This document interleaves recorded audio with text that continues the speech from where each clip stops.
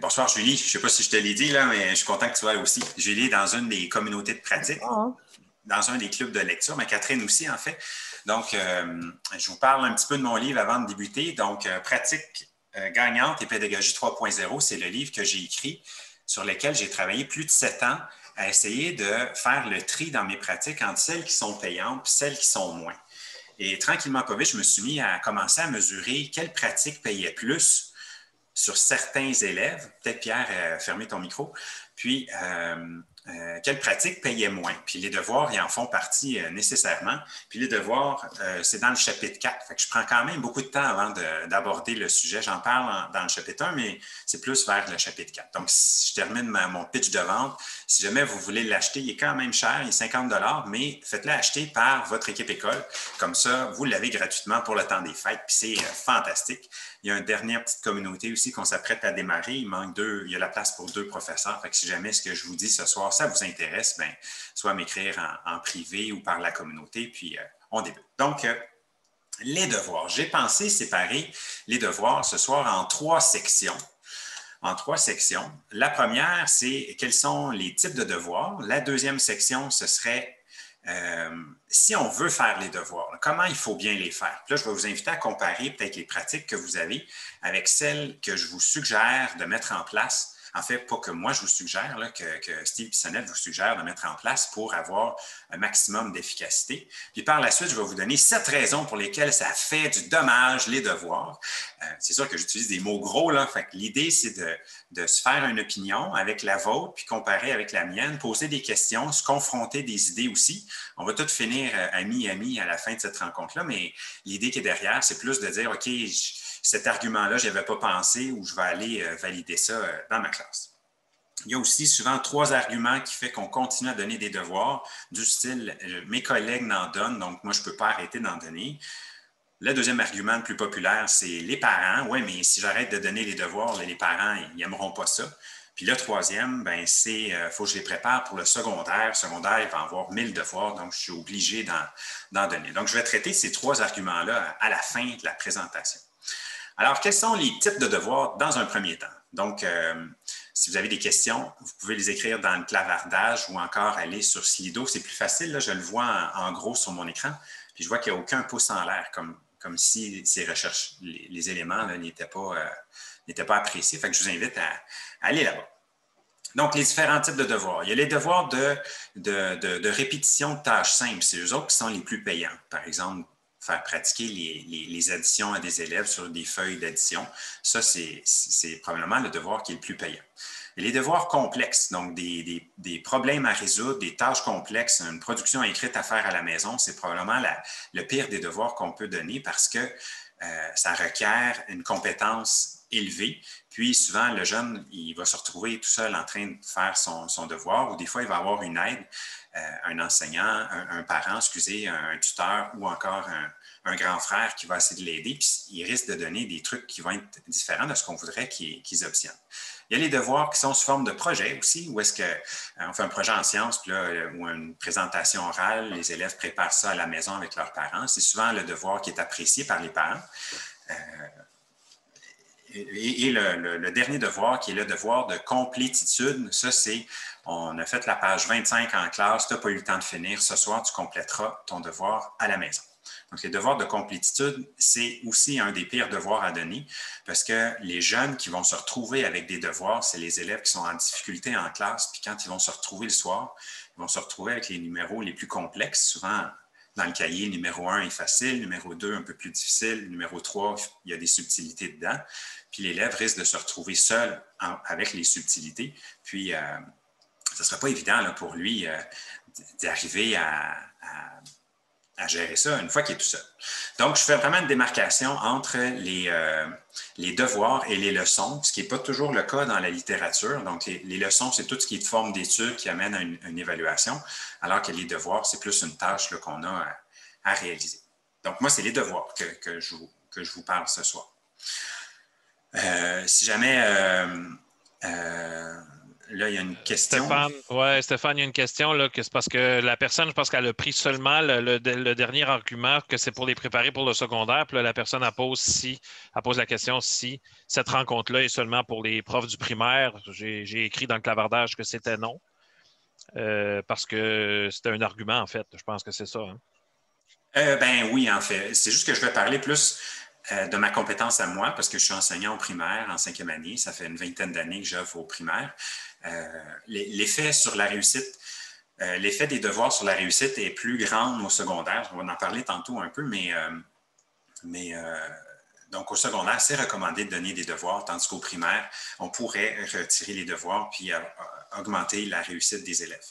Donc, il va y avoir une petite nuance avec le secondaire. Donc, les profs du secondaire, vous allez quand même aimer ça ce soir. Là. Vous allez pouvoir comparer un peu votre, la raison que vous donnez le devoir, puis peut-être amener une forme de mesure aussi là, dans votre pratique. Alors, comment faire les devoirs si on veut qu'ils aient une réussite? Il y a Thierry Kersensi, entre autres, qui a écrit là-dessus. Je ne me réfère pas vraiment à ses propos, je me réfère plus aux travaux de Steve Bissonnette, Mario Richard et son collègue. Et ça, c'était ce qui était montré dans les cours d'enseignement explicite de la TELUC. Donc, si vous avez suivi cette formation-là ou si vous ne l'avez pas suivi, je vous encourage à la faire parce que ça nous permet de travailler déjà sur des éléments qui sont plus payants. Donc, à l'intérieur de ce cours-là, on recommande fortement les devoirs et ça nous donne un peu aussi une recette des devoirs. Donc, pour que le devoir paye sur la réussite de la majorité dans notre classe, il faut plusieurs éléments. Je m'en suis rappelé 3 puis je vous les présente. Donc, premièrement, il faut que le devoir soit la continuité de ce qui a été vu en classe cette journée-là. Ça doit être la continuité de ce qui a été vu en classe. Le deuxième élément, il faut que le devoir soit donné de manière à ce qu'il y ait peut-être des numéros 1 à 40 qui est fait le soir. Le lendemain, il faut que ces numéros-là soient corrigés par l'enseignant et le soir numéro 2, que l'élève va continuer, disons, de 41 à 80 à faire à la maison.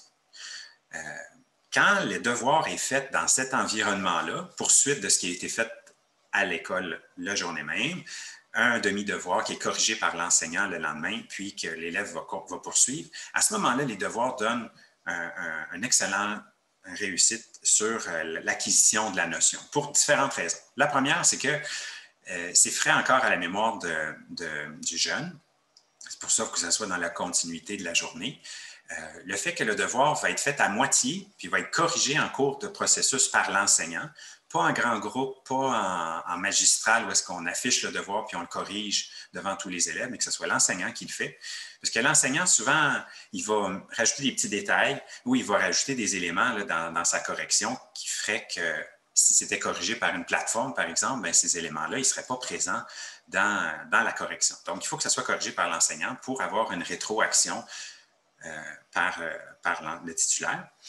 Et la troisième chose, c'est qu'il faut que l'élève ait une chance de continuer, de poursuivre son apprentissage après cette rétroaction-là. Si on réussit à faire les devoirs de cette manière-là, là, les devoirs sont en guillemets, bien réalisés, puis ils produisent de l'effet sur la réussite.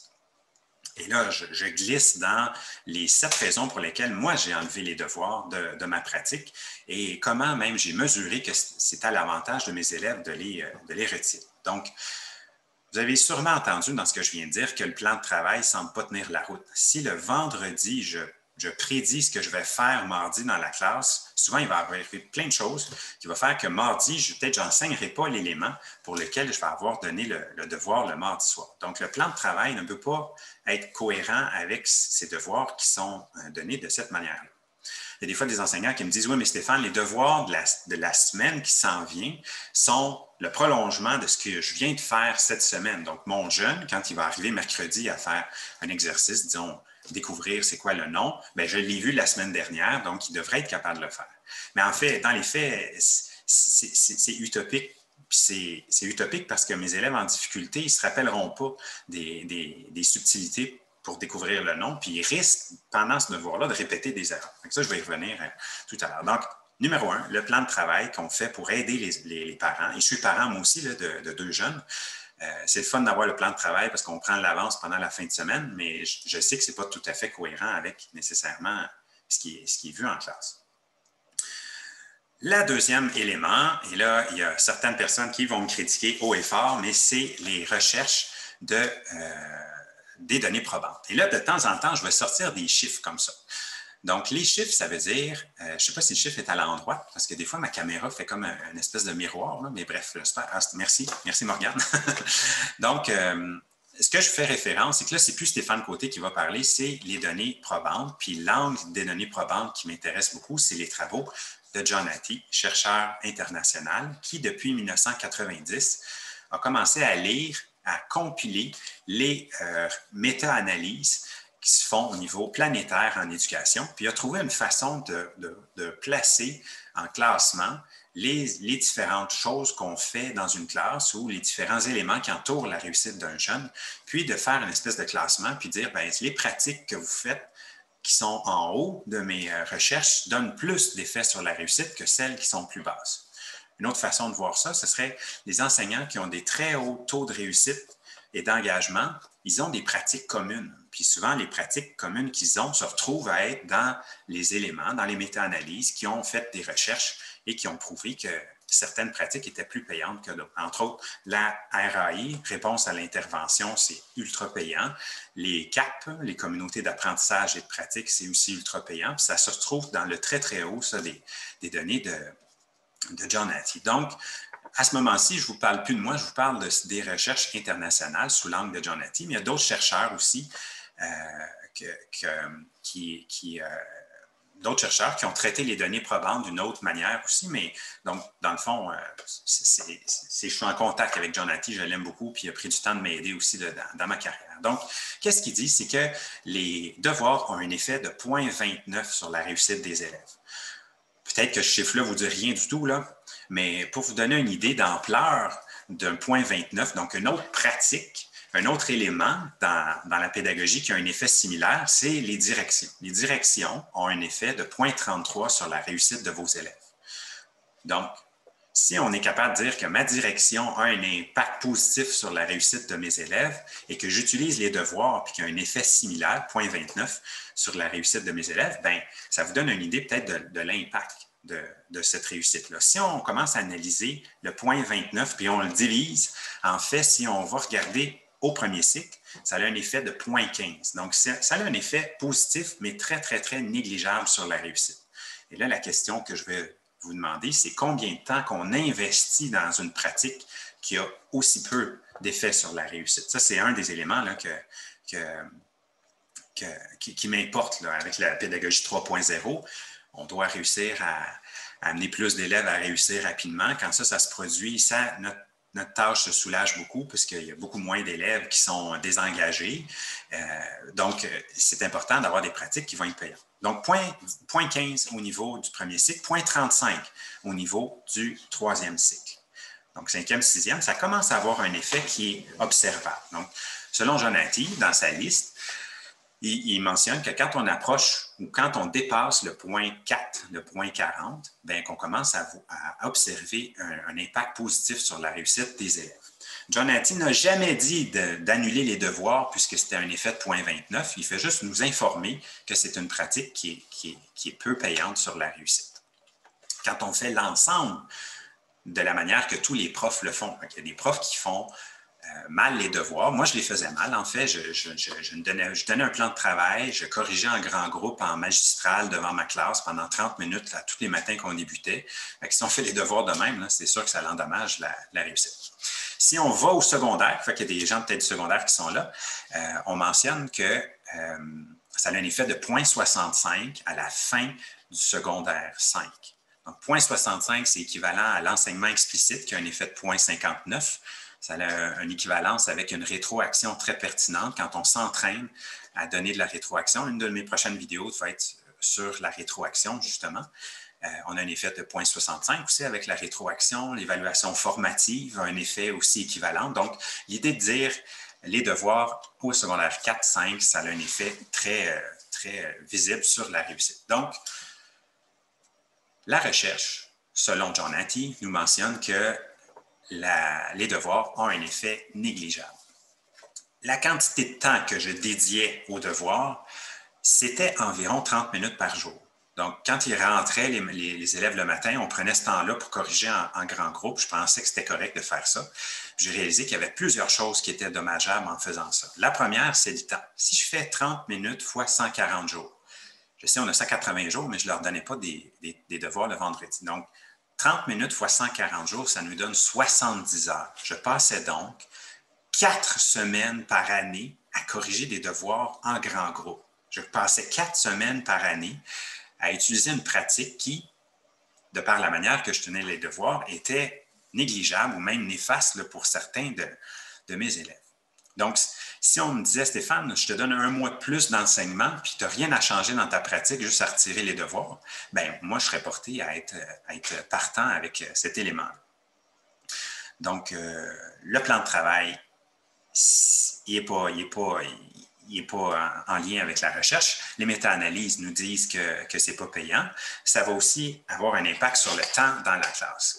Et là, je vais vous faire des recherches de niveau 1. Des recherches de niveau 1. Donc, c'est mes recherches que j'ai faites, dans le fond. Le niveau 1, c'est quand un enseignant ou un groupe d'enseignants ou un groupe de chercheurs trouve un lien de causalité entre, et là, au niveau 1, c'est plus de l'ordre de l'hypothèse. Donc, entre une pratique, puis ce qu'on croit voir apparaître. Comme par exemple, les recherches de niveau 1 mentionnaient qu'il y avait un lien entre l'estime de soi et la réussite des élèves. Puis on croyait, au niveau 1, que le lien de causalité était si on peut travailler sur l'estime de soi. Donc, si on fait des choses le fun dans la classe, l'équipe école met des choses en place pour augmenter l'estime de soi, mais que c'était pour avoir un impact sur la réussite des élèves. Les recherches plus approfondies de niveau 2, quand ils se sont mis à regrouper plein d'équipes écoles qui pensaient ça, ils se sont mis à mesurer un peu les pratiques, puis là, ils sont tombés à des niveaux 2 de pratiques et ils ont réalisé, dans le fond, que c'est l'inverse. Quand on met l'emphase sur des pratiques qui amènent un plus haut taux de réussite, l'estime de soi gonfle beaucoup plus. Donc, le niveau 2 est quand même important parce que ça nous permet de vérifier l'hypothèse et la mesure qu'on en fait. Puis le niveau 3, dans le fond, c'est là quand on réussit à réintroduire cette philosophie-là dans des écoles, puis on observe, dans le fond, des engagements supplémentaires qui apparaissent. Dans l'exemple qui est ici, si on formait plusieurs équipes écoles à avoir des pratiques hautement efficaces sur la réussite, on serait capable de mesurer un impact sur l'estime de soi. Donc là, ici, je vous donne des niveaux 1. Donc, c'est des mesures que j'ai commencé à faire dans ma classe parce que ce qui me tracassait, c'était les devoirs avaient de l'impact sur qui dans ma classe? Donc, qui avait un impact positif? Donc, j'ai splitté ma classe en 4 quartiles. Donc, j'ai le quartile des forts, le quartile des moyens forts. Là, je pourrais mettre la reine en premier, là, puis le roi après, mais c'est juste parce qu'ils sont en ordre décroissant. On va garder les forts comme étant le roi pour l'instant. Les moyens faibles, donc si je regroupe mes 6-7 élèves qui relativement sont dans cette braquette-là, puis mes élèves faibles. Et là, la question, c'est les devoirs ont de l'effet sur qui? Donc, j'ai enseigné des notions en mathématiques en les prétestant avant, fait que j'étais capable de faire le lien entre avant que j'enseigne, puis là, je mets en place différentes pratiques, un enseignement clair, une approche par découverte. Puis là, je me suis dit, OK, je vais enseigner 4 notions de la même manière, puis 2 de ces notions-là, il va y avoir des devoirs, puis 2 autres, ils n'en auront pas de devoirs. Puis j'ai répété l'exercice sur plusieurs années, des fois en français, toujours en catégorisant ma classe en quartiles.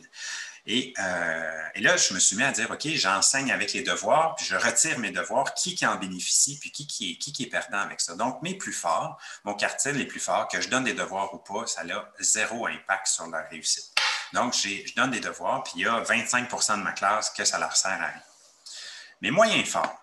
Donc, ça, par moyen fort, j'entends que si ma classe est épluchée en, disons, 65 % puis 90, j'ai pris les 6 premiers élèves, je les ai mis dans le premier quartile, j'ai pris les 6 autres qui suivaient, puis c'est eux autres que j'ai appelés moyens forts. Donc, c'est relatif au groupe que j'avais. Les moyens forts, le devoir améliorait leurs résultats. Quand j'ai enlevé les devoirs, ces élèves-là sont mis à baisser légèrement. Et à force d'étudier pourquoi ça payait pour eux autres, en fait, c'est le petit exercice supplémentaire que ces élèves-là faisaient qui leur permettait d'aller acquérir la confiance qui était manquante dans la classe quand j'enlevais le devoir. Donc, j'ai une pratique qui paye. Ce n'est pas néfaste, ce n'est pas positif pour mes plus forts, mais là, c'est positif pour mes moyens forts. Et là, ce que je vous dis pas de me croire, je vous dis, mesurez-le. Prenez votre classe, enlevez vos devoirs d'ici à Noël en lecture, en en mathématiques seulement ou en grammaire seulement, puis commencez à regarder qui dans votre classe met à mieux réussir ou moins bien réussir. Peut-être que vous n'arriverez pas au même résultat que moi, mais ça me surprendrait. Donc, croyez pas tout ce que je vous dis, mettez-le en pratique. Moyens forts, c'est payant. Les moyens faibles, c'était hautement dommageable, le devoir. Et je vous explique ce qui se passe chez mes moyens faibles. En fait, ça ralentissait même ma classe énormément, ça ralentissait mon enseignement. Parce que le moyen fort, il n'avait pas compris toutes les subtilités du devoir. Puis quand il arrivait le soir, il les faisait, mais il les faisait tout croche. Puis il les faisait avant de se coucher.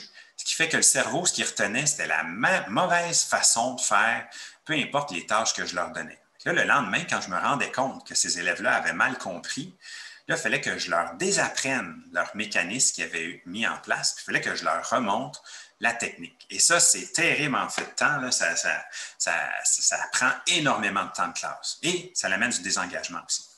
Pour ce qui est de mon dernier quartile, c'était terrible aussi pour eux autres parce que je n'avais le 3/4 de mon dernier quartile, donc entre 4 à 7 élèves qui ne faisaient pas le fichu devoir, ou encore que ça se passait dans les conflits et que ça générait des conflits avec moi, ça générait des conflits avec les parents et l'élève, on va voir qu'il va avoir des dommages collatéraux là, qui vont apparaître avec ça. J'ai donc une pratique qui me demande 4 semaines de travail qui est payante finalement pour un seul de mes quartiles et qui endommage la moitié de ma classe. Donc, si je retire les devoirs, ces élèves-là ne font plus de mauvaises pratiques le soir. Ces élèves-là, ils n'ont pas de stress à rentrer dans la classe et dire « Mon prof va le savoir aujourd'hui que je n'ai pas fait mon devoir. Quand il va me pogner, ça va aller mal. » Donc là, si toi, comme prof, tu essaies d'y enseigner quelque chose, il n'est pas réceptif parce qu'il n'arrête pas de se dire « Quand le prof va me pogner, ça va aller mal. » Puis, j'avais quelque chose d'intelligent à dire là-dessus. Là. Je vais continuer avec mes dommages collatéraux. Donc, l'autre élément des dommages collatéraux, bien, le plus important, ça reste celui-là, c'est-à-dire où le jeune commence à tout mélanger dans sa tête. Parce que si ça va mal en lecture, et là, il va le soir en lecture, il ne se fait pas aider ou il se fait aider tout croche par des parents ou des frères ou des sœurs qui essaient de leur montrer d'autres techniques de fonctionnement et qui revient à l'école le lendemain tout croche. Et là, le prof le garde en retenue ou en récupération pour essayer de l'aider. Et là, ce jeune-là commence à associer le français avec punition, bien là, ou les maths, ou peu importe la compétence, bien là, à ce moment-là, le cercle vicieux de ces élèves-là qui se désengagent va apparaître. Et là, je vais avoir des anecdotes, des professeurs qui vont avoir des données anecdotiques qui vont dire « C'est bien sûr que tu ne réussis pas, tu ne fais pas les devoirs. Puis en plus, quand tu ne veux pas rester en récupération pour les faire. Fait qu'on fait comme confirmer que l'élève, il va avoir de la misère à réussir. Les conflits, le désengagement. Donc, ça va générer tranquillement pas vite un désengagement dans la classe. L'année où j'ai annoncé que j'enlevais les devoirs, j'ai eu 2 parents qui se sont levés debout subitement, les bras en l'air, et ils ont dit « C'est extraordinaire, vous êtes le prof le plus extraordinaire. Vous ne savez pas c'est quoi la tâche de faire des devoirs avec mon élève, avec mon enfant qui est dyslexique. » Il faut savoir que ce même parent-là était sur le courriel 2 semaines après en me disant « Je ne sais plus pantoute qui est où mon jeune, puis comment je peux faire pour l'aider, je ne sais pas qu'est-ce que vous voyez en classe, je veux suivre mon jeune. » Fait que je vais vous dire la solution pour ces parents-là par après. Le temps de classe perdu, donc le 4 semaines investi là-dedans, est-ce que je pouvais l'investir ailleurs? Il y a des enseignantes, et moi aussi, j'ai commencé à faire ça. Donc, il y a une période de devoir en fin de journée. Donc, je suis là, je les accompagne, les élèves peuvent s'entraider dans faire ça. Et je suis certain que la rétroaction que ces élèves-là vont obtenir va être la meilleure. Et le prochain point, c'est justement le problème de la rétroaction. La rétroaction, un élève, quand il est en acquisition d'une notion, donc quand il vient de l'apprendre, c'est très important qu'il y ait seulement une source de rétroaction ou 2 qui seraient d'autres pairs dans la classe qui utilisent le même vocabulaire que l'enseignant. C'est très important qu'il y ait une seule source de rétroaction quand il acquiert une notion. Excusez, en direct, j'ai dit 2 fois la même phrase, mais c'est important parce que je l'ai dit 2 fois. Des fois, ça loupe aussi dans mon cerveau. Alors que si je donne une notion qui est nouvelle pour mes élèves, et là, je les envoie à la maison, puis je leur dis, OK, ça va être le prolongement de la tâche que vous allez devoir faire. Et là, l'élève qui est faible un petit peu, qui arrive à la maison, qui a un parent très aidant, le parent va souvent dire, je ne comprends pas la méthode que ton prof t'a montrée, je vais t'en montrer une deuxième. Et là, ça amène encore plus de confusion. Imaginez que je vous donne un cours de natation, je suis à un bout de la piscine et votre chum, votre blonde est à l'autre bout de la piscine, puis il sait nager lui avec. Moi, je te dis, quand tu nages, là, pense à ta main droite, là, je veux qu'elle sorte vraiment de l'eau, fais ça. Donc là, vous traversez la piscine comme ça, vous arrivez à l'autre bout, puis là, votre chum vous dit, voyons, non, qu'est-ce que tu fais? Tu as l'air d'un clown avec ta main, là. Je veux que tu kicks plus fort à la place. Moi, je sais comment nager, kick plus fort. Si tu kicks plus fort, ça va bien aller. Et là, moi, je suis prof à l'autre bout de la piscine, puis je vous vois revenir, puis vous ne pensez plus du tout à votre bras, vous utilisez une technique haute qui est le kick à ce moment-ci. Et là, je vous dis, ben non, mais le kick, tu vas voir comment l'améliorer plus tard. C'est moi le professionnel. Reviens à ton bras. Donc, si l'élève, en acquisition de notion, reçoit plusieurs façons de faire la même notion, ça va ralentir son acquisition de la compétence. Toutefois, je vais avoir besoin de ces parents-là plus tard dans le processus. Donc, en enlevant les devoirs, ce que je fais, c'est que je m'assure que mes élèves vont recevoir de la rétro que par moi ou par mes élèves qui utilisent le même dialogue, la même technique ou la même compétence que j'ai montrée. Il va pratiquer ça en classe plusieurs fois jusqu'à temps de devenir compétent. Puis par la suite, je vais utiliser, ça c'est une des solutions, l'évaluation formative en cours de processus. Là, je vais dire aux parents, il y a une évaluation formative qui s'en vient sur telle notion. La note ne va pas compter. Si vous voulez aider vos élèves, ça va être parfait. Et là, l'élève, il a ancré un peu l'histoire du bras, si je reviens à la piscine, et il est capable d'ajouter la compétence du père qui était qui vite, par exemple. Donc, si ici, j'ai montré une division avec une forme de retenue, puis le père est d'une autre origine, puis il montre une autre façon de faire la retenue, le jeune, que ça fait une semaine qu'il travaille la notion en classe, va être capable de réaliser qu'il voit deux façons de faire la même technique. Donc, ça ne mélangera pas, ça va améliorer même en fait sa compréhension de la notion. Donc, un des éléments pour lesquels les devoirs, j'ai observé, mais là encore là, c'est de niveau 1, c'est moi qui l'ai mesuré dans ma classe, c'était qu'il y avait des parents qui mélangeaient mes élèves et qui voulaient tout à fait bien faire. Donc, si la rétro, elle arrive trop rapidement d'une autre façon de donner la rétro, mais c'est moins payant. Puis les deux autres, c'est pas mal plus léger, là. C'est pas mal plus léger. C'est parce que c'est parce que je suis parent, moi aussi, là. Et là, quand l'école finit, de voir mon petit de 7 ans qui passe une heure et quart de devoir, puis souvent, le prof n'a pas donné une heure et quart de devoir. Si mon fils était à son affaire, en deuxième année, si mon fils était à son affaire puis il faisait le devoir, ça prendrait 20 à 30 minutes, mais ça se passe jamais tout à fait bien, en tout cas, dans mon cas à moi, mais ce n'est pas pour ces raisons-là là, que j'ai enlevé les devoirs, parce que je n'avais pas d'enfant quand j'ai enlevé les devoirs. Et là, je suis à un niveau anecdotique. Donc là, je vous donne mon avis personnel. Celle-là est très, très critiquable parce que c'est mon avis que je n'ai pas mesuré. Le lien avec le parent est important. Puis si le jeune arrive puis il est fatigué de sa journée parce qu'il a tout donné, puis là, il doit faire encore des exercices, même s'il les fait bien, même s'il réussit bien, même si c'est dans le premier ou deuxième quartile, bien, ça reste quand même comme associer le travail ou l'école avec une surcharge, avec un travail supplémentaire. Puis c'est peut-être pas nécessairement ça qu'on veut mettre en place pour de vrai. Puis la deuxième chose, je me dis, on inculque à des jeunes de 6 ans, 7 ans, 8 ans, très vite dans leur vie, c'est pas assez. Tu n'es pas supposé travailler seulement 5 heures dans ta journée. Tu es supposé rajouter 1 heure de plus le soir. Puis rajouter 2 heures de plus. Puis rajouter du travail aussi la fin de semaine. Puis ces jeunes-là, quand ils suivent le pattern du système académique, qui traversent le cégep, qui traversent l'université en travaillant, bien, ils deviennent des travailleurs qui se connectent le soir, qui travaillent après les heures de travail, puis qui ont comme cette espèce de philosophie-là de « il faut toujours que j'en fasse plus, il faut toujours que je travaille vraiment, vraiment plus ». Donc, je me dis, est-ce qu'on peut laisser les enfants être des enfants le soir à la maison, qui peuvent jouer puis qui nous reviennent encore plus disponibles le lendemain?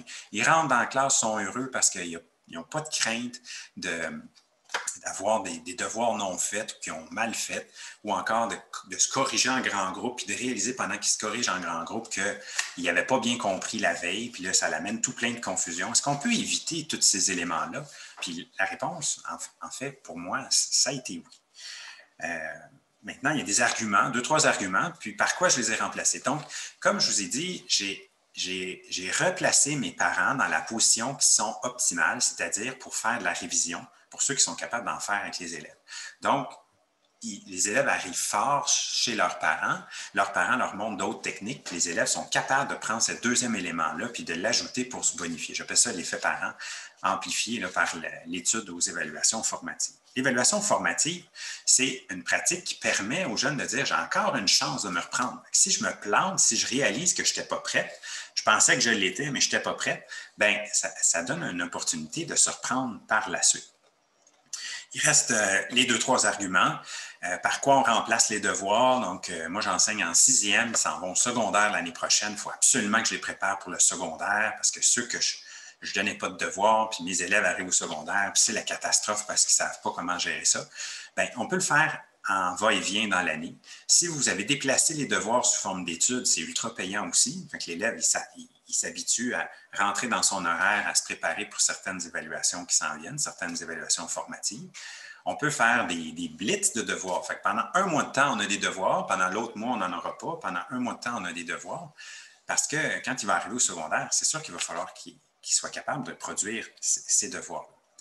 Quand on a des collègues, fait que là, notre équipe SIC, qui donne des devoirs, c'est ancré dans la philosophie de l'équipe SIC. Je ne peux pas, moi, me retirer des devoirs. Puis la réponse, c'est oui, vous pouvez vous retirer des devoirs. Si vous croyez en la recherche, si vous commencez à mesurer, et c'est surtout ça qui est le plus puissant, c'est quand vous commencez à mesurer, vous enlevez les devoirs, vous regardez vos 4 quartiles, qu'est-ce qui se passe sur 2 évaluations formatives de suite, puis vous allez voir qu'il y a comme des débalancements qui se passent. Puis ça va vous confirmer peut-être. Puis regardez aussi au niveau qualitatif. Vos 6-7 élèves là, qui rentraient en ne faisant pas leurs devoirs, peut-être vous en avez moins, mais comment ils rentrent ces élèves-là dans la classe quand il n'y a plus de devoirs, pendant le mois qu'il n'y a plus de devoirs? Comment est-ce qu'ils sont? Est-ce qu'ils sont plus enclins à apprendre? Est-ce qu'ils sont plus enclins à rester en récup? Essayez d'aller aussi au niveau qualitatif. Puis, les parents. Bien, les parents, si vous donnez des devoirs, vous allez avoir des parents contents puis des parents malheureux. Si vous enlevez les devoirs, vous allez avoir des parents contents, vous allez avoir des parents malheureux. On ne peut pas baser une pratique qui est peu payante, quand vous allez l'avoir mesurée, j'espère que vous allez avoir les mêmes résultats que moi, qui est peu payante sur la réussite, investir 4 semaines dans cette pratique-là qui est aussi peu payante, que je pourrais récupérer en 30 minutes en fin de journée où on ferait des devoirs en classe, puis là, ça serait 4 fois plus payant sur la réussite. Il n'y aurait personne qui reviendrait avec la mine basse. Mes élèves en difficulté, je les aurais accompagnés. Mon quartile fort aurait pu aider d'autres quartiles dans la classe. Ça aurait été un moment de contribution à la réussite des autres. C'est des éléments que je parle beaucoup dans le livre, la contribution et non la collaboration. Puis, et puis, en bout de ligne, ce que j'ai remplacé, mais maintenant, mes élèves ont 20 minutes de lecture par soir. Là, tu me dis, Stéphane, ils lisent quoi? Ils lisent comment? Comment tu fais pour contrôler ce qu'ils lisent? Je ne contrôle pas ce qu'ils lisent. Je ne contrôle pas. Ils lisent 20 minutes de manière active. Fait qu'on voit des stratégies en classe. Ce mois-ci, c'était le mois de l'anticipation. Donc, j'avais une cloche. Pendant qu'ils lisent 20 minutes, je sonne la cloche. Ils doivent s'arrêter puis essayer d'anticiper dans peu importe ce qu'ils sont en train de lire, ce qui va s'en venir. Et là, ils vont vérifier s'ils font ça. Donc, le soir, je les invite à faire la même chose. Donc, 20 minutes de lecture par soir. Et j'ai plusieurs paramètres qui me permettent de mesurer qui le fait. Entre autres, l'amélioration de la vitesse de décodage. C'est assez facile à faire. Les textes, on chronomètre 1 minute, on voit son rendu où en mois d'août, on voit son rendu où au mois de décembre. Puis ça nous permet de voir qui lit son 20 minutes à la maison. Ceux qui lisent aussi dans les tests de lecture, ils se maintiennent au passage d'un niveau à l'autre. Ceux qui ne lisent pas le soir, les notes dégringolent. Fait que j'ai différents éléments que même si je ne suis pas dans la maison, je suis capable de savoir si l'élève ne lit pas. Pourquoi la lecture est-elle si importante? C'est que le facteur qui va prédire la réussite d'un jeune, c'est sa capacité à lire. Ce n'est pas sa capacité à compter, ce n'est pas sa capacité à détecter les noms. C'est bon s'il est capable de le faire, puis on passe notre temps en classe à leur enseigner ces compétences-là. Mais s'il y a un élément qui va prédire là où il va se rendre, le plus loin possible qu'il va se rendre, c'est sa capacité à lire. S'il lit 20 minutes en temps de classe, avec mon coaching, avec la cloche, avec des accompagnements d'élèves, puis je sonne la cloche pour qu'il y ait une lecture active et non passive. Puis si le soir, je coach les parents à ce qu'il y ait une lecture active aussi qui soit faite, un accompagnement. Je suis dans un milieu multiethnique. J'ai un Québécois dans ma classe de souche. Toutes les autres, c'est des Québécois aussi, des vrais Québécois, mais qui ont tous d'autres origines. Donc, les parents ne parlent pas le français ni l'anglais le soir. Puis je dis, vous êtes les meilleurs parents que j'ai besoin. Demandez à vos jeunes de vous traduire dans votre langue ce qu'ils viennent de lire. Puis vous allez être capable de les accompagner avec les bouts qui manquent dans la traduction ou avec ces... Vous allez être capable de les accompagner, même si vous ne serez pas capable de les améliorer, les accompagner avec le décodage des mots, par exemple. Donc, si les élèves lisent 20 minutes en classe, 20 minutes le soir, ça fait une estimation d'environ 800 000 mots de plus qu'ils vont avoir dans la tête que je vais avoir réussi à faire avec tout ce temps-là qu'un élève qui aurait fait des devoirs et qui n'aurait pas eu de lecture sur le temps de classe, pas de 20 minutes de lecture sur le temps de classe. Avec ce 800 000 mots-là, c'est du vocabulaire plus riche, c'est des structures de phrases plus acquises, c'est des inférences qu'on comprend plus, même dans les résoudre. Donc, le 20 minutes de lecture que je demande à faire en devoir de lecture libre, là, mes élèves, on est parti sur le vent des globes, là, donc on suit ça en classe, les articles sont courts, sont remplis de mots compliqués, ils ont appris à glisser les mots compliqués dans la barre de Google pour avoir rapidement la définition. Donc, il y a plein de façons, on peut partir des clubs de lecture dans la classe où les élèves vont commencer à recommander à d'autres élèves ce qu'ils vont avoir lu. Il y a plein de choses qu'on peut faire au niveau de la lecture qui va être plus payant. Alors, si je fais un résumé, là, il y a plein de questions un peu partout. J'ai vu des choses défiler dans le chat, je n'ai pas eu le temps de les lire. Là. Alors, si on veut bien faire les devoirs, il faut que ce soit le prolongement de ce qui est fait dans la journée. Il faut que ce soit un exercice relativement simple qui est corrigé par l'enseignante le lendemain et que la deuxième moitié du devoir soit donnée par la suite. Si jamais on n'arrive pas à tout mettre ces éléments-là en place, bien là, à ce moment-là, on a le plan de travail qu'on voit qui ne tient pas la route. On a les méta-analyses qui nous confirment, selon Jonathan, qui nous confirme que c'est une pratique qui amène une certaine réussite, mais qui n'est peut-être pas celle qui en amène le plus. Si on regarde le temps qu'on investit, 4 semaines, si vous faites une demi-heure de révision, retour sur les devoirs par jour, ça vous enlève 4 semaines qu'on pourrait investir dans des pratiques beaucoup plus payantes. Les quartiles, on a vu que sur les quartiles, c'est une pratique qui paye seulement sur un des quartiles, mais qui endommage la moitié de ma classe. Ces élèves-là endommagés vont ralentir la vitesse à laquelle je peux aller comme enseignant. Et ces élèves-là se désengagent. Ils se désengagent et ils rentrent, ils ont l'air bêtes dans la classe, ils me pètent une coche, fait que ça alourdit de beaucoup ma tâche. Il faut aussi penser à la rétroaction. Donc, on veut avoir la rétro des parents, on veut avoir d'autres méthodes qui vont être montrées à nos jeunes, mais pas au début de l'acquisition de la notion. C'est pas toujours un des beaux moments qui se passe à la maison quand c'est l'heure des devoirs. Et la philosophie, est-ce qu'on peut laisser des jeunes être des enfants? Puis, ma réponse à celle-là, c'est oui, à cause des mesures que j'ai faites. Puis,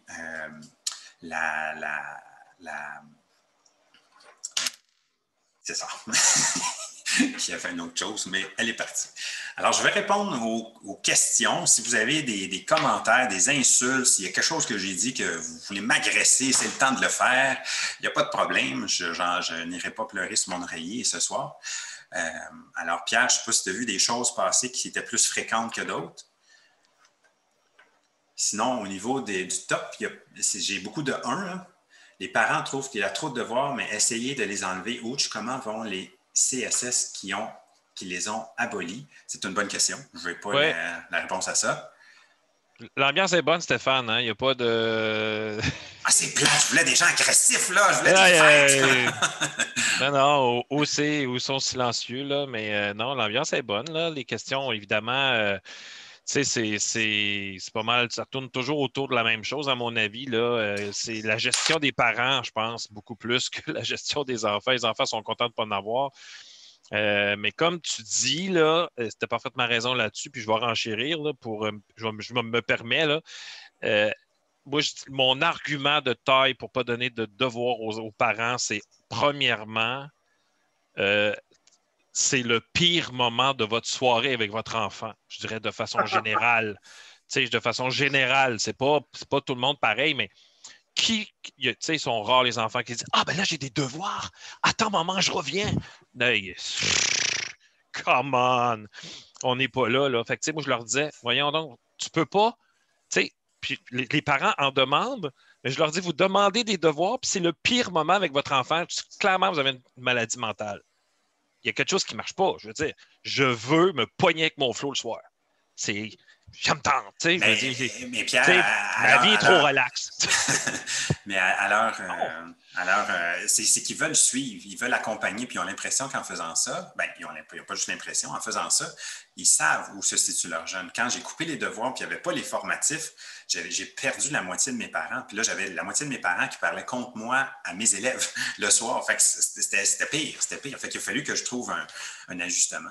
Fait que, mais oui, je sais pas, il y a bien des jeunes qui disent, moi, je donne des devoirs parce que moi, c'était un beau moment, c'était du temps que je passais avec ma mère ou mon père, mais vous êtes rendu jusqu'à l'université, vous avez aimé ça à l'école. L'idée, c'est de parler ceux qui ont décroché. Là, je ne pense pas qu'ils disaient que c'était un beau moment avec les parents, le moment des devoirs pour ceux qui décrochaient. Pierre, continue.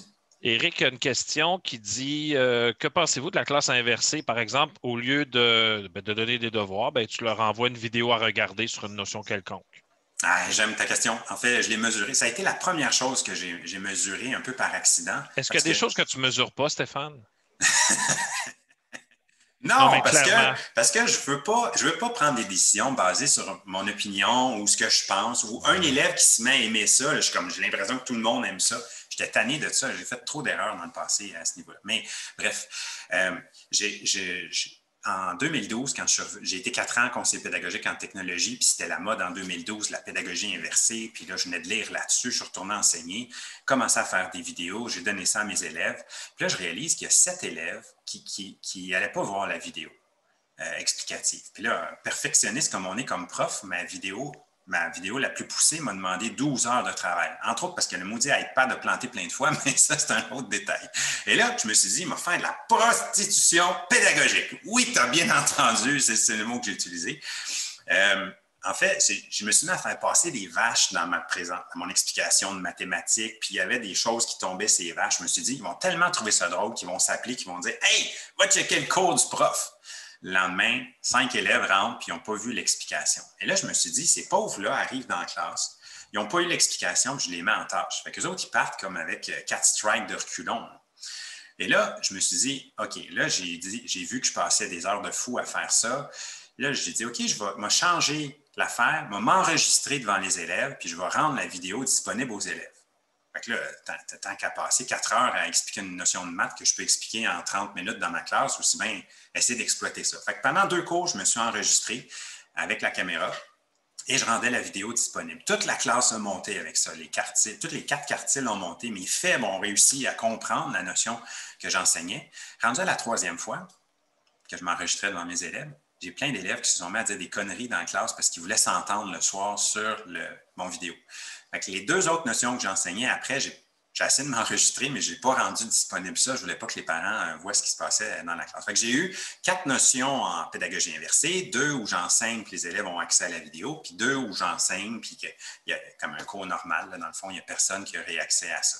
Puis, dans les 4 dernières notions, c'est là où mes élèves avaient le mieux réussi. Fait que la pédagogie inversée, il faut juste que tu prévois qu'il y a des élèves qui ne vont pas regarder ta vidéo, même et qu'il va falloir que tu les reprennes quand ils vont rentrer le matin. Eux autres, toi, tu n'as pas écouté, va-t'en à l'ordinateur, puis va écouter le cours. Fait que je l'ai mesuré. Mais je vous invite à le mesurer vous aussi. Mesurez-les sur vos 4 quartiles. Quand on commence à voir la classe sous 4 groupes, c'est plus facile de prendre des décisions. Là, il y a Sophie Desroches qui dit « J'aime bien l'idée de faire l'étude en 30 minutes en fin de journée et garder seulement la lecture pour la maison. » Fantastique. Il y a 2 personnes qui aimaient ça. Les devoirs sont pour consolider les apprentissages à la maison, communiquer la progresse. Mais c'est ça, l'évaluation formative va être plus payante que le devoir, puisqu'il va y avoir une évaluation faite par l'enseignant. Le jeune va réaliser ce qu'il sait et ce qui lui reste à apprendre. Le parent va le réaliser aussi, puis tout le monde va s'entraider sur les manquements. L'évaluation formative est 1000 fois plus payante qu'un devoir où chacun pense qu'il comprend. Le parent pense qu'il sait où est l'enfant. L'enfant, il pense qu'il comprend. Le prof, il ne sait pas trop qui comprend, qui ne comprend pas. Là. Considère-t-on les traces d'études comme des devoirs? Ben, moi, je n'ai pas mesuré les traces d'études. Je mesurais l'effet de l'étude. Mais les traces, ça me prend plus de temps à reconnaître qu'un enfant ne fait pas sa lecture, par exemple, là, que s'il faisait des traces. Mais un élève expert ne fait pas de traces, puis il fait quand même bien la tâche. C'est pour ça que j'avais de la misère à exiger des traces. Est-ce une bonne idée de donner un modèle de devoir qui se répète chaque semaine pour les élèves en difficulté? Exemple, pour travailler les sons. Bien, ça va être plus payant. C'est pas mauvais, c'est pas mauvais. C'est juste que c'est comme si je te dis, tu as 1 000 $ à investir. Tu veux-tu un retour de 2 000 $ dans un mois ou tu veux un retour de 5 000 $ dans un mois? Donc, de donner des exercices simples à faire aux jeunes, c'est le meilleur devoir qu'on peut donner. C'est cela qui est le plus payant sur la réussite des élèves. Mais si j'accompagne mon jeune pendant plusieurs moments de ma journée ou de ma semaine, là, je crée mon lien d'attachement. Le jeune reconnaît en moi, en l'enseignant, un coach, un accompagnateur qui est là pour l'aider, qui est là pour le supporter.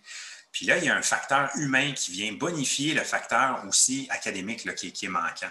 Donc, c'est certain que le devoir ne sera pas néfaste, mais si je peux me faire un petit club de gang qui ont besoin de travailler certains sons, puis qu'on se réunit ensemble, puis on joue avec les sons, ça va être plus payant sur la réussite de ces élèves-là que si j'avais seulement donné des devoirs. Pierre, y a-t-il d'autres choses qui se passent?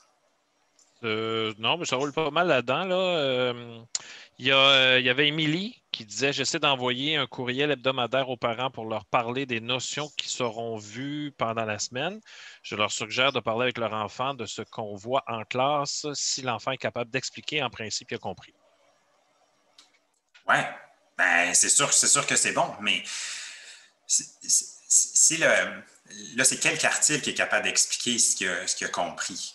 C'est ça ma question. Si j'essaie d'aider mes élèves en difficulté avec ça, ben là, ils risquent d'arriver à la maison, puis on ne sait pas quel support chaque enfant a non plus. Là. Donc, peut-être essayer de mesurer. Enlève-le pendant 2 semaines, ce courriel-là, puis essaie de voir quel quartile semble comme monter ou baisser là, suite à cette pratique-là. Puis comme ça, ben, tu vas avoir des données là, qui vont te permettre d'agir avec confiance. C'est mon opinion. Il y a des parents qui me demandaient, moi, quand j'étais prof, là, j'étais au 3e cycle, il y a des parents qui me demandaient: est-ce qu'on peut avoir les devoirs le vendredi? Le plan de travail. Le devoir les vendredis. Donc, ils allaient avoir les devoirs pour le reste de la semaine. Puis moi, je leur refusais toujours. J'ai dit non. Mais c'est parce que nous, ça nous permet de prendre l'avance. Je dis: ouais, mais ben, moi, c'était pas mon style d'enseignement. Là. Je prévoyais tellement rien. Là. Je savais même pas ce que j'allais faire en devoir le soir quand j'en donnais un peu. Parce que des fois, dans notre planification, la vie change. Fait que, si j'avais pas vu telle notion, mais en même temps, je l'avais donné en devoir le vendredi, ça marchait pas. Là, fait que je sais pas pourquoi j'allais faire ça. Mais ça, c'est quelque chose que je refusais. Et en passant, vous avez le droit de refuser aux parents certaines choses. Vous avez le droit de leur dire non. Là. C'est vous qui gérez la classe, c'est ce que vous envoyez aux parents. Mais il y a une affaire, par exemple, quand je disais, j'envoyais un peu de devoirs, OK? Bon, je les comptais pas tant que ça, là, mais je leur disais, quand Pierre envoie quelque chose à la maison, c'est Pierre qui doit gérer ce qui se passe à la maison. C'est-à-dire que si l'élève n'a pas compris, ben, je ne veux pas qu'il vous écœure avec ça. Ah, ben là, maman, j'ai pas compris le numéro 3. Peux-tu m'expliquer? Non, tu parleras à M. Pierre demain matin. C'est tout. Ou va sur Didacti, va écrire une question, puis les élèves vont te répondre. Ou dans Teams. Fait que c'était un peu comme ça que je fonctionnais. Je voulais comme décharger un peu les parents de cette lourdeur-là, qui des fois c'était lourd pour eux autres. Là, il y en a des fois qui arrivaient crever le soir, puis en plus, il fallait qu'ils fassent ça, puis là, ça ne leur tentait pas. Fait que je disais, tout ce que moi j'envoie à la maison, c'est moi qui gère ça. Fait que si on n'a pas compris, le lendemain matin, ben, on va s'en jaser, puis on va corriger ça ensemble, puis on va voir ce qui se passe. Fait que ça baissait la pression des parents un peu, en fait. Bien, tout à fait. Mais avec des jeunes qui sont problématiques ou dyslexiques, ben, des fois, c'est le parent qui finit le devoir. Fait que le prof, s'il attrape ça le lendemain, là, il pense que ça va bien, mais dans le fond, il y a une mauvaise lecture. C'est ça, puis je leur disais en fait de jamais écrire la réponse du parent. C'est pas la réponse du parent que je veux, c'est la réponse de l'enfant. En examen, allez-vous être là pour écrire la réponse? Oui, c'est non. certain. Ben, c'est ça. Donc, alors, s'il y a quelqu'un qui veut parler aussi, vous activez votre micro. Pierre, continue, parce que là, je vois que le Slido, il est pas mal stable. Oui, ça bouge pas trop. Vous êtes libre de partir si vous voulez, là. Sinon, je reste avec toutes les autres qui ont des questions plus. Il y en a déjà qui sont partis. Allez, tabarouette. T'as-tu les noms? Les parents, souvent, je trouve que c'est un facteur parce qu'on se dit, les parents, qu'est-ce qu'ils vont dire? Ils veulent les devoirs. Une école privée qui donne plein de devoirs, c'est une bonne école, tu sais. C'est le genre de commentaires qu'on entend. Puis en même temps, je me dis, crime, c'est nous les professionnels. Moi, je ne vais pas dire à mon médecin ou à mon pharmacien comment faire sa job ou le traitement qu'il me donne, je ne suis pas d'accord. Tu sais. Je pense que c'est à nous là, d'assumer ce qu'on veut faire, mais on n'a pas à s'expliquer à chacun, mais je trouve que c'est quand même un gros facteur. Faire comme les autres, puis il faut être capable de backer là, nos idées. Là. C'est fun d'avoir de la recherche, puis d'avoir des nombres des recherches récentes, tu sais, Tout à fait. pour nous aider. Tout à fait. Mais c'est ça, des fois, on n'a pas l'argumentaire, puis on se fait surprendre, puis là, on ne sait pas quoi répondre. Fait que le moment qui s'en vient avant Noël, si je l'ai fait si tard que ça, il y a une raison, si tard que ça depuis le début de l'année, c'est que c'est le meilleur moment pour essayer de retirer un devoir dans une compétence, puis de regarder qu'est-ce que ça donne d'ici les 4 prochaines semaines. Fait que, ça ne paraîtra pas trop. Si vous voulez même l'annoncer, le déclarer, si vous voulez le déclarer, mais ça vous permet d'avoir une mesure là, provenant de votre classe. C'est ça. Parce que les recherches, là, Gilles, c'est ça, tu vois, comme Steve, pas Steve Bissonnette, mais John Hattie, là, il y a des gens qui me coupent la tête quand je nomme ce nom-là. Là. Puis il y en a d'autres qui tombent à genoux, puis on dit, mon Dieu, c'est extraordinaire, ces recherches-là. Fait que des fois, quand on se base sur des recherches, ou quand on dit des recherches disent, c'est la mode, là, tout le monde dit des recherches disent que les devoirs, c'est bon. C'est vrai, il y en a qui sont bonnes. Donc, on ne peut plus dire la phrase des recherches. Puis même quand on nomme la personne sur qui on se base, des gens vont nous critiquer la personne qu'on nomme. Fait que c'est touché. C'est pour ça que c'est important, je pense, d'aller chercher les mesures dans notre groupe. Là. Ouais. Morgane a dit que ça y arrive des fois de dire à son médecin qu'il n'est pas d'accord avec lui. Oui, mais dis-tu, l'autre médecin est meilleur que toi, il donne plein de pilules, je veux des pilules. Non, je pense que la dernière fois, elle est arrivée, elle a dit, il y a des recherches qui disent. Si je peux intervenir, juste. Oui, Emmanuel. Oui, bonjour, bonsoir. Merci pour la présentation très, très claire.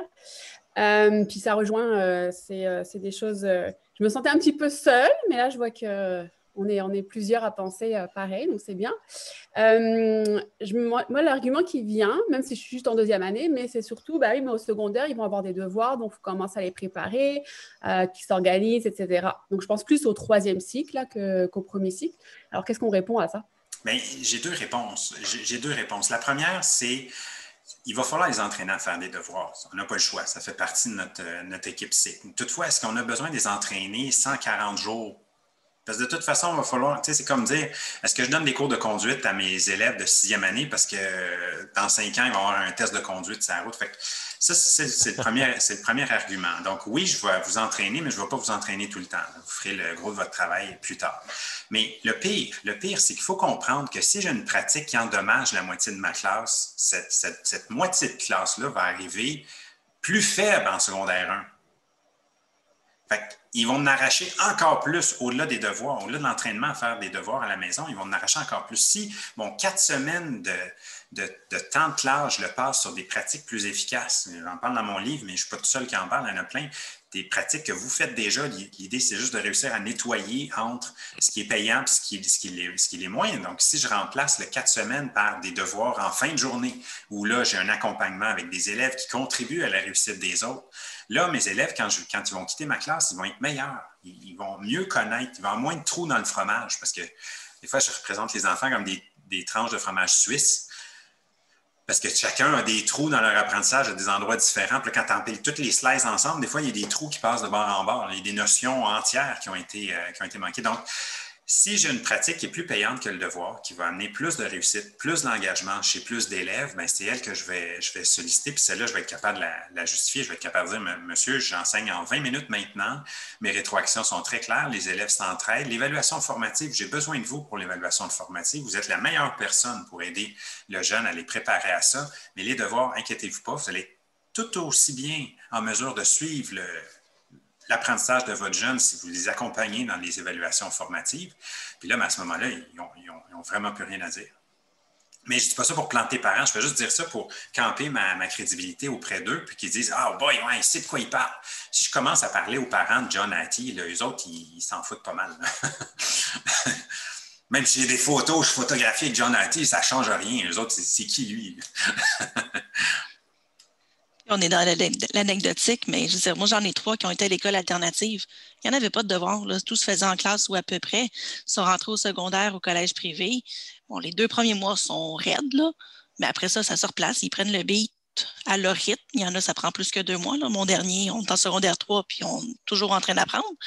Mais ça aurait été probablement la même chose. La quantité, elle est autrement autre que ce qui se passe au primaire, de toute façon. C'est un apprentissage, peu importe qu'est-ce qui a été fait au primaire, là.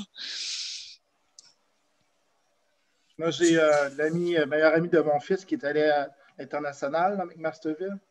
Puis ils l'ont écœuré, là, il s'est devenu un décrocheur. Il était super brillant, mais à des 2 heures de devoirs par soir, tous les soirs, quand ses amis jouent dehors, jouent au soccer, parce que moi, mon gars joue au soccer.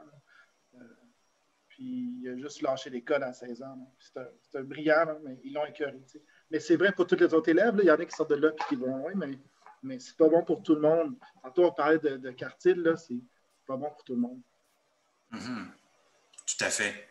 Ben, je suis désolé d'entendre ça, Gilles, mais c'est vrai que c'est vrai que les devoirs, c'est un prolongement de l'école. S'ils n'aiment pas l'école parce qu'ils ne réussissent pas bien et on le pousse dans la maison, ben il y a d'autres façons de les rejoindre, ces élèves. Puis le pire, c'est que, comme je vous dis, c'est que ça n'endommage pas le premier quartile. Mes forts vont rester forts, même si j'enlève les devoirs. Mes moyens faibles, je peux les récupérer. Je peux leur donner des petits exercices un peu supplémentaires à eux autres.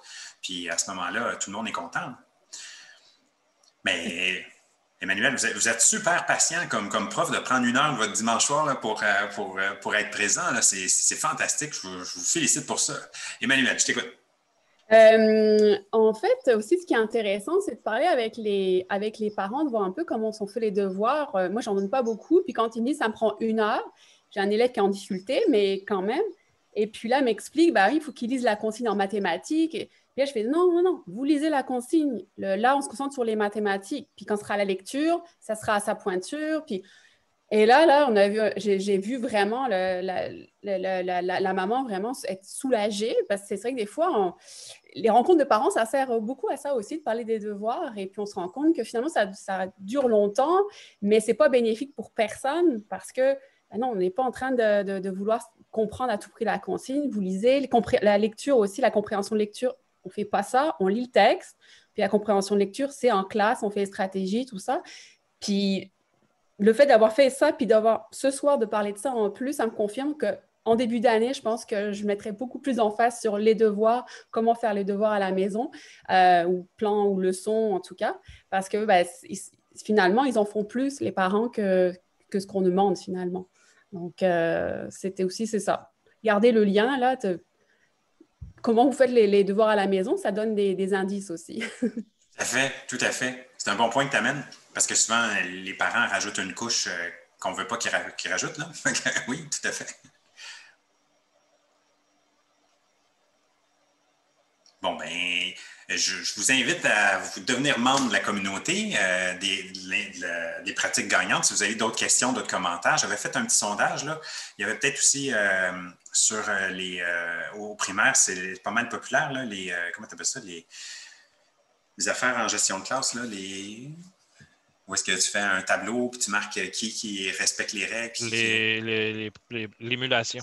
Oui, système d'émulation, c'était pas mal populaire, celle-là aussi, là, comment retirer le système d'émulation de la classe. Il y avait aussi sur la rétroaction que je voulais donner des petits... C'est tous des petits blocs qui sont dans le livre, mais des fois, ensemble, quand il y a des questions, ben là, c'est le fun d'être un peu plus ensemble. Je vous remercie et je vous félicite d'avoir été là. Je vais mettre la vidéo en ligne un peu plus tard ce soir là, ou demain. Fait que si jamais vous voulez avoir les meilleurs moments, vous y aurez accès. Ou dire à vos amis, qu'est-ce que tu faisais dimanche soir de tempête de neige? Pourquoi tu n'étais pas en train de regarder le gars dans sa cave? Ou le cave dans la caméra? Bref, peu importe le sens que vous voulez le mettre, ça va être correct. Il y a les American Music Awards ce soir. Là, fait que, il y en a qui avaient le choix entre toi et The Weeknd. Je ne sais pas si tu le sais, là, mais... Regarde la quantité qu'ils m'ont choisi, c'est fantastique. C'est magnifique. Tu disais quoi? Ben, alors, je vous souhaite une bonne soirée, puis on se reprend dans les prochaines vidéos. Gilles, je t'écoute? J'ai lu un commentaire qui disait que tout le monde donne des devoirs. C'est pas parce que... Ben, tout le monde donne des devoirs, c'est comme un argument d'autorité. Tout le monde en donne, tout le monde en donne. Donc, à un moment donné, il faut évoluer. C'est ce que j'aime de ton livre que j'ai acheté, là, que je suis en train de lire. Puis à un moment donné, il faut évoluer. Il faut regarder la recherche, qu'est-ce qu'elle dit, puis pas juste aller au feeling. Parce que des fois, je dis, les parents, on dirait qu'ils nous disent comment faire notre job, mais c'est parce que dans le fond, eux sont allés à l'école, ils pensent qu'ils connaissent ça. Mais nous, comme prof aussi, à un moment donné, il faut aller voir la recherche, qu'est-ce qu'elle dit récente, là, puis il faut s'ajuster aussi. Il y a 3 ans, il y a un parent qui m'écrit.